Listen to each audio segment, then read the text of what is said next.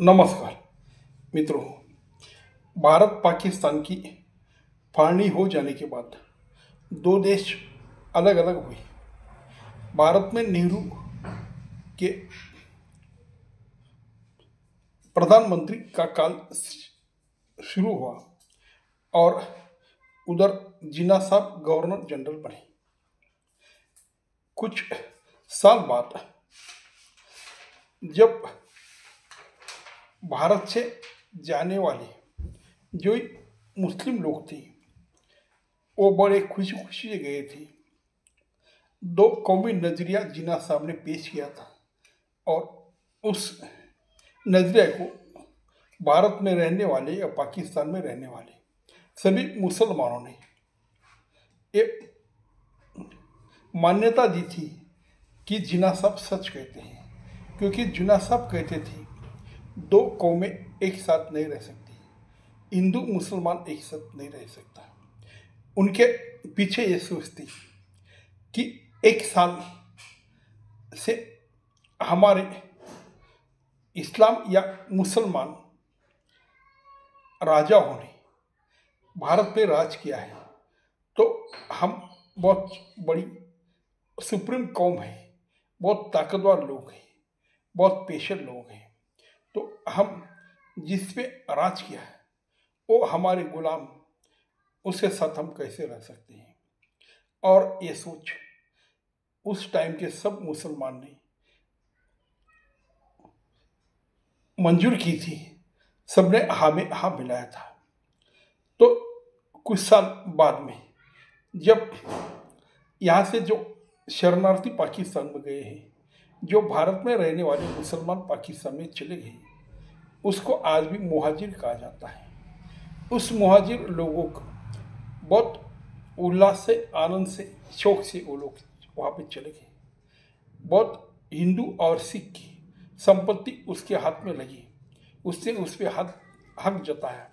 वो घर हो, वो कोई जमीन हो, कोई दुकान हो, कोई बिल्डिंग हो, सब ये जाने वाले लोगों के मिल्कियत में आ गई, तो वो बहुत खुश हुए।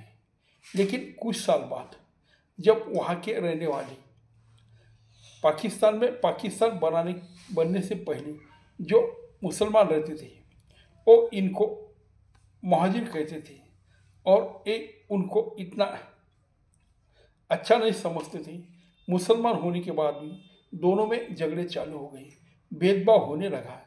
दो कौमी नजरिया यहाँ पे नहीं चलेगा, ये जो जिन्ना साहब कहते थे। लेकिन एक ही कौम के लोग अलग अलग हो गए, झगड़े फसाद होने लगे। तब कुछ यहाँ के मुहाजिरों ने जिन्ना की बहन फातिमा जिन्ना, वो भी मुहाजिर थी, जिन्नाई मुहाजिर थी, क्योंकि जिन्ना मुंबई में रहते थे, जिन्ना हिंदुस्तानी थे। लेकिन जब पाकिस्तान में चले गए, उसका रुतबा बहुत बड़ा था, वो बहुत बड़े आदमी थे, तो उसको वहाँ पे गवर्नर जनरल हो गए। लेकिन उसके जाने के बाद उसके जो नस्लें थी, उसका जो कुटुंब था, वो महाजिर कहने लगा।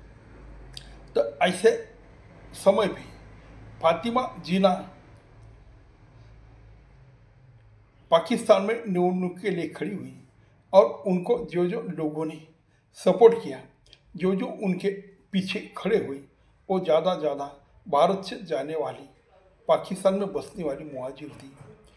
इलेक्शन होने के बाद वहाँ की जो पॉलिटिक्स के लीडर थी, वहाँ की जो मिलिट्री थी, उसने ये मुहाजिर लोगों के घर जलाए, उनको तकलीफ दी, उनको मारा पीटा गया। तब वो लोग एक कहने लगे कि हमारी घर जलाए जा रहे हैं, हमें मारा जा रहे हैं, भारत सरकार चुप क्यों है, भारत सरकार हमारे लिए कुछ करते क्यों नहीं। भाई, ये जब आप सुनेंगे, जब भारत का लोग सुनेंगे, तो उसको कैसा लगेगा। अरे भाई, आप खुद गए, आपने खुद वो मुल्क चुना, आपका मजहब का मुल्क था, आप खुशी खुशी गए, तो लेकिन उधर जाने के बाद भी आपके लोग आपके साथ नहीं रहे, वो आपको अलग समझने लगे। इसमें भारत क्या कर सकता है, इसमें भारत सरकार क्या सकती है। भारत सरकार की खुद की इतने प्रॉब्लम थी। नेहरू साहब ने कहा था हमें पूरा देश में कुछ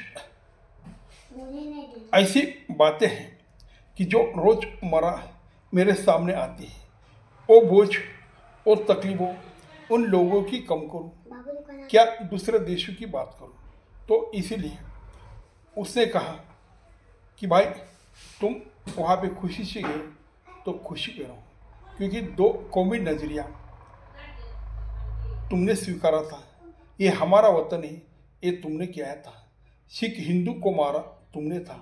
जब भारत पाक की फाड़नी हुई तब हजारों मुसलमान, हजारों हिंदू वहाँ पे मारे गए। इसके जिम्मेदार कौन थे? तो ये आज ये बात करने का कोई मतलब नहीं है। तो ये जब मैंने पढ़ा तो मुझे बहुत अजीब लगा भाई, ये कैसे लोग हैं कि एक धर्म के होने के बाद एक दूसरे के नहीं हो सके। तो ये हिंदू लोग के, ये क्रिश्चियन के, ये यहूदी के, ये जू के कैसे होंगे।